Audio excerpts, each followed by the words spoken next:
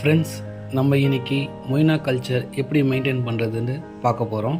அதுக்கு தேவையான பொருள் பார்த்திங்கன்னா கடலை புண்ணாக்கு. இதை நம்ம எப்படி மொய்னாக்கு ஃபீட் பண்ணலான்றதை பார்க்கலாம் வாங்க.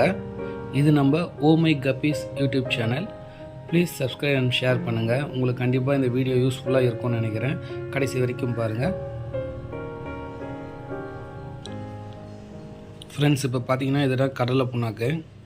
இதை ஒரு சின்ன துண்டு மட்டும் எடுத்து இது போல் ஒரு பவுலில் நைட்டு போட்டு வச்சிட்டிங்கன்னா இந்த மாதிரி ஆயிரும்.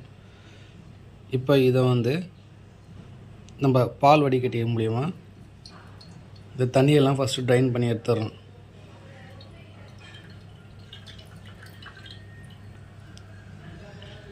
எடுத்துட்டு இது நம்ம விரலில்